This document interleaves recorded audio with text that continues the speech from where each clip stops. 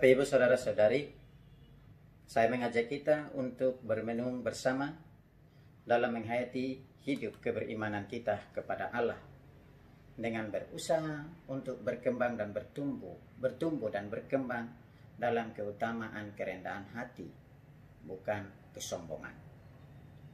Mari kita belajar dari Santo Bonaventura yang sejak kecil oleh Santo Fransiskus Assisi diramalkan akan terjadi hal-hal besar pada dirinya suatu kelak.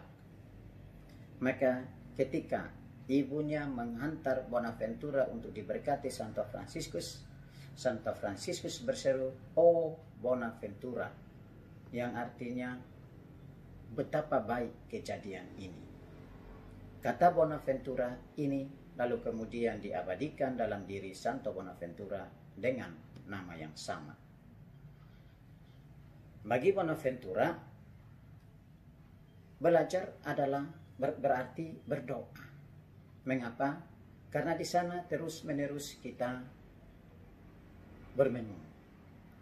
Kalau orang bertanya kepadanya dari mana ia memperoleh segala pengetahuan dan kecerdasan serta kebijaksanaan yang ada padanya saat itu, ia lalu menunjuk ke salib Kristus dan berkata, "Dari Dia aku belajar tentang Yesus Kristus yang disalibkan."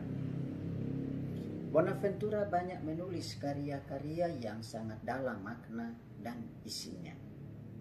Ada ungkapannya biasa menjadi pedoman hidup. Ketakutan akan Allah merintangi orang untuk menyukai hal-hal fana yang mengandung benih-benih dosa. Atau ungkapannya yang lain adalah, kesombongan biasanya menggilakan manusia atau menggilakan orang karena ia diajar meremehkan apa yang sangat berharga dalam hidupnya, yaitu rahmat dan keselamatan. Dan sebaliknya, menjunjung tinggi yang dicela, yaitu kesia-siaan dan keserakahan.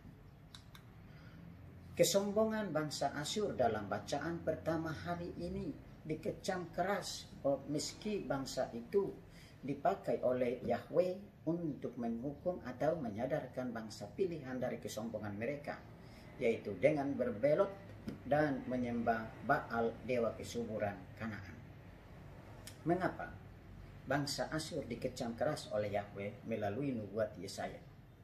Karena bangsa Asyur bertindak melampaui maksud dan rencana Allah dengan mau memusnahkan bangsa pilihan. Asyur lupa satu hal yang penting, bahwa mereka adalah alat dalam rencana Yahweh. Dan dalam hal ini, Raja Asyurlah orang yang paling bertanggung jawab atas sikap melampaui rencana dan maksud Allah itu. Maka Asyur yang sombong dan tinggi hati ini akan menerima ganjaran dari Allah. Tidak seorang pemimpin pun di bumi ini yang dapat mengelakkan diri dari tanggung jawab. Karena itu, seharusnya setiap pemimpin bangsa maupun setiap pemimpin agama gereja sepenuhnya tunduk pada kekuasaan dan kedaulatan rencana serta kehendak Bapa, kehendak Allah. Apa pesannya bagi kita hari ini? Bangsa kita termasuk bangsa yang besar di antara kelompok bangsa-bangsa besar dunia ini.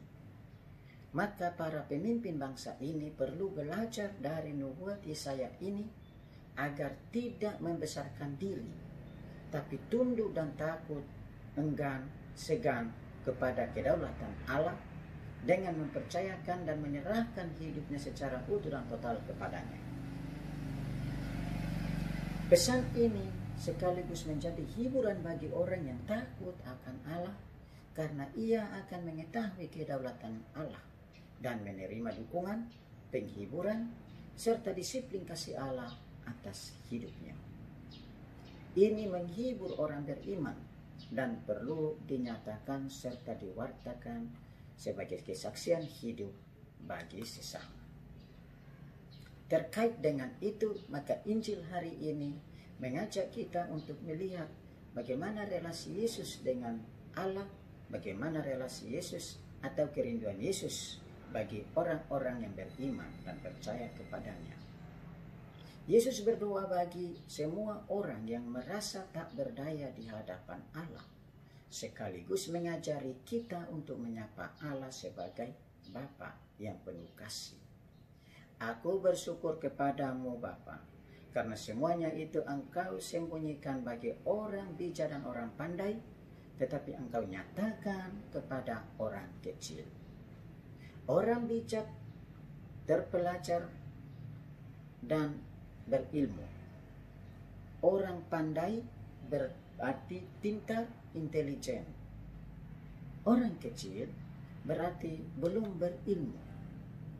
Orang bijak pandai mengklaim diri sebagai orang yang berpengetahuan mendalam tentang Allah.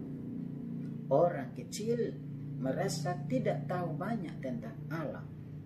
Tetapi satu yang lebih adalah bahwa ia mengakui kehadiran Allah dalam diri Yesus dan menyerahkan diri kepada penyelenggaraan ilahi.